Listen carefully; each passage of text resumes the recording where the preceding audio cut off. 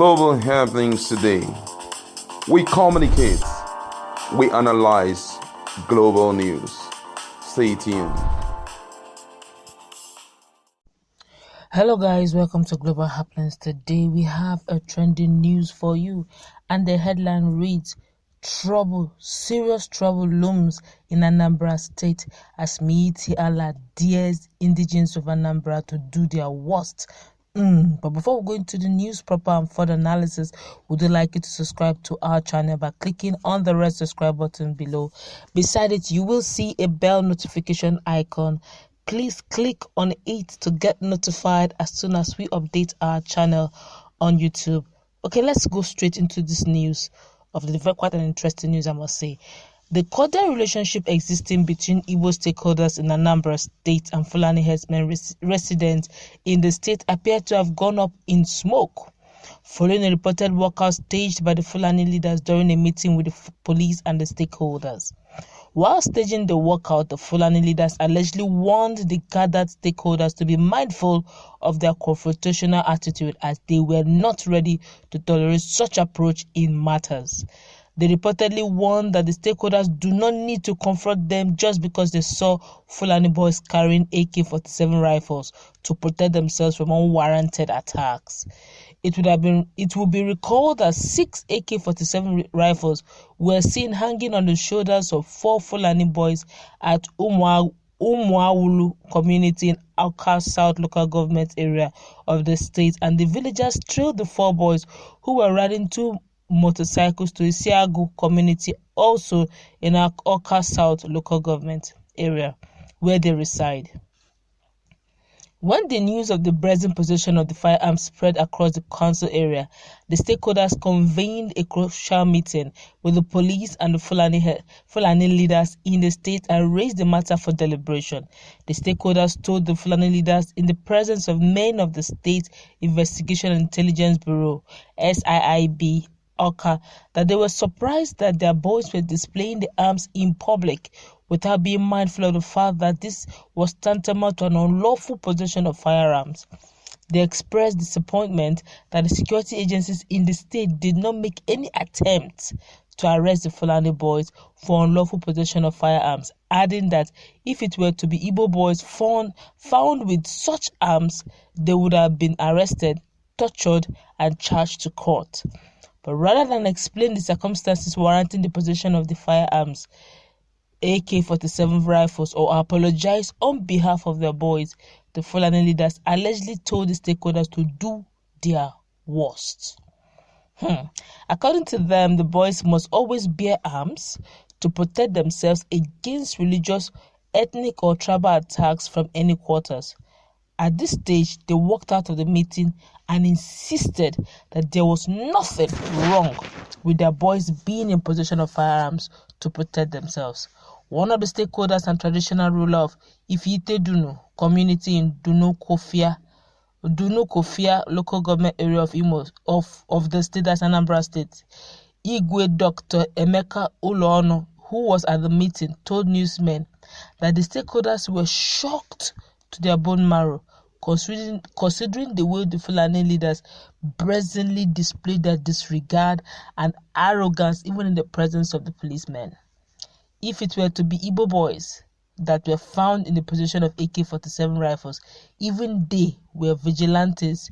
Even if they were vigilantes, they would have been arrested with immediate effect and tagged terrorists. Okay, but before we go into that's the news. But before we go into further analysis, let's hear what Nigerians are saying concerning this online. A lot of persons have reacted. Honestly, the whole place is flooded with respondents. Let's just take about 6-7 of them. There are quite a number here. One here says, "I am not Igbo, but I will advise Igbo people to forget political ambition for now and protect their people. Life is more precious than any other thing." Okay, let's hear what this one here is saying. "The people and the army are their brothers working together, so they can't do them anything. Since the killing in rural areas, how many arrests have been made? They give AK-47 to protect themselves from any attack, while the other people were met made to be killed. The police should arrest those Fulani herdsmen for possession of AK-47. Very funny. Here, this one here says, have you noticed that the North is on the penal code and the South is on the criminal code? Have you noticed that the Southerners who are commissioners of police in the North hardly makes arrests?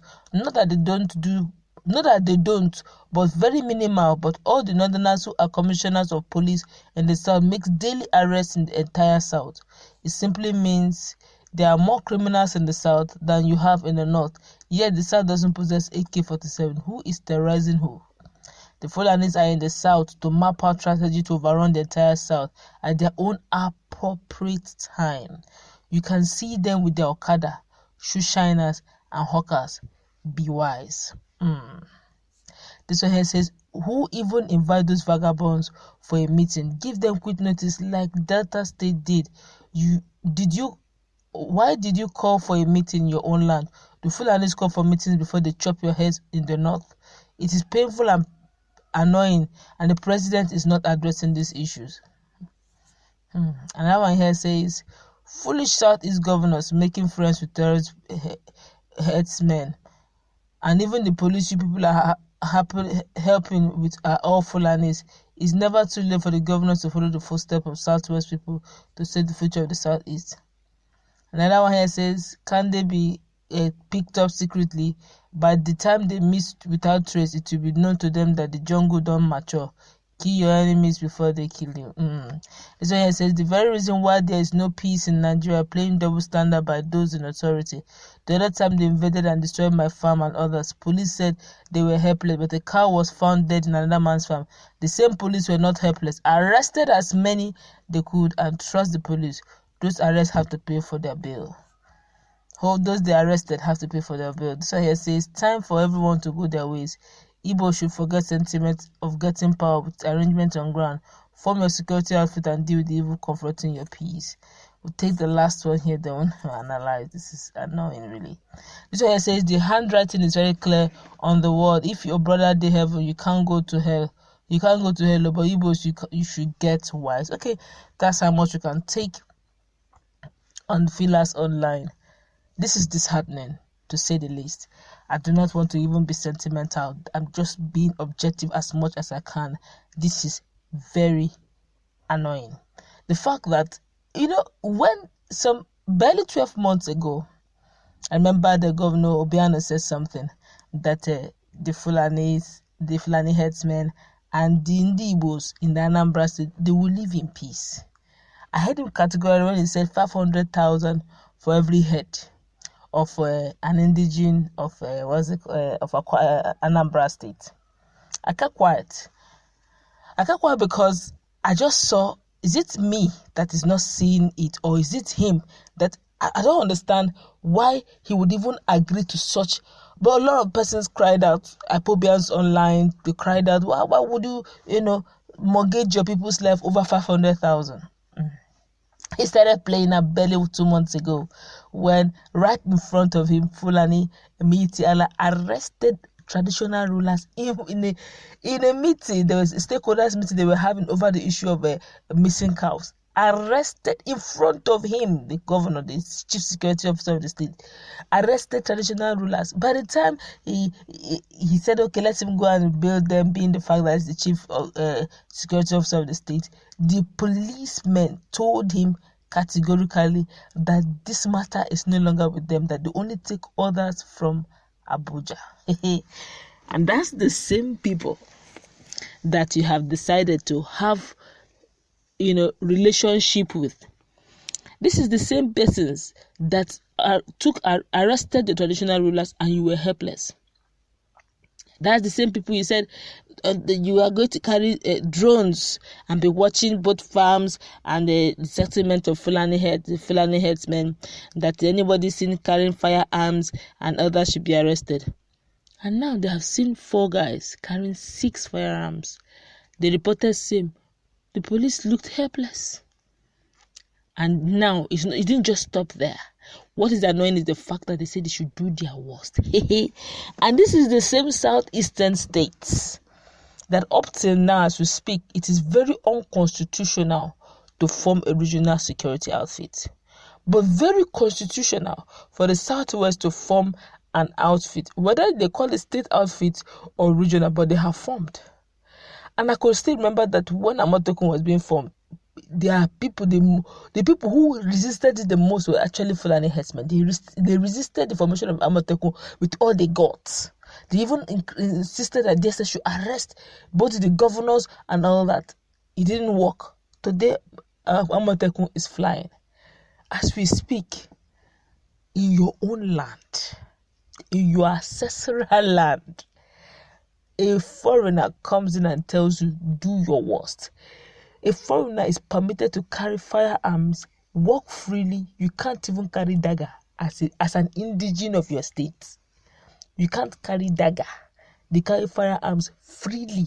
You don't even have security outfit. The police you called to look into the matter are looking helplessly, sheepishly over the matter.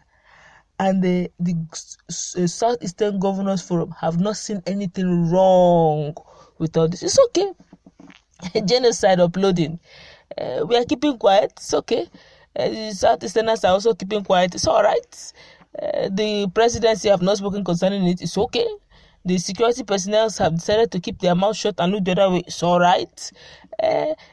One thing I know for sure is that history and posterity will not forget this. This is the same Obiano who made a part. Do you make a part with such persons? Have you not heard their history? What did you not see what the likes of Otom did? Even Otom himself is still feeling it hot despite the fact that he has given laws and orders concerning that same issue. You ask for Roga, they refuse. They're not taking Roga by force. You can imagine telling you that you should be careful the way you confront them in your land. Can you do that in the north? Can you stand and say that to them?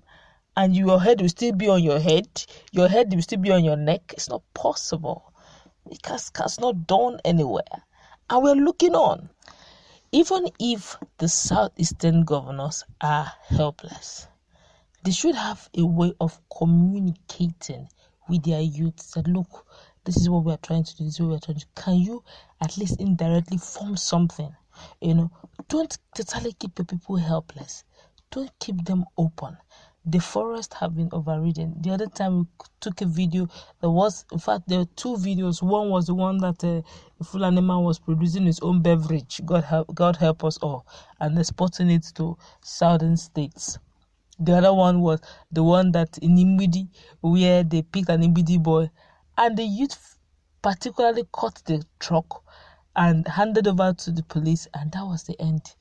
The arrest, when the arrest was made, it wasn't up to 48 hours. We didn't hear anything again about it. The young man was no longer in the place where they kept him. You just found out that, in fact, everything seemed to be compromised, and the Southeastern governors are looking on.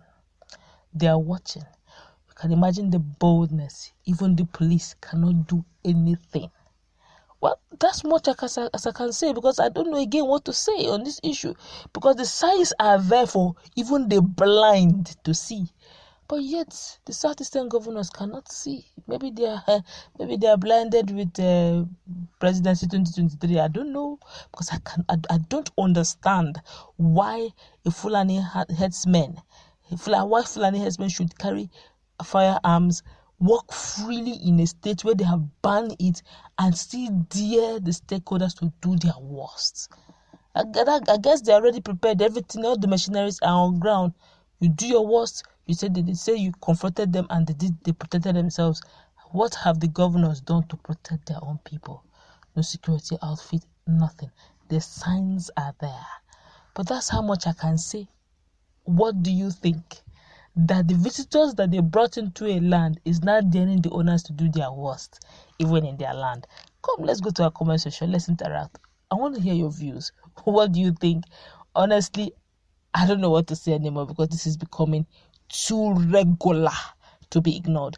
And I don't believe that the Southeastern governors are not hearing all this.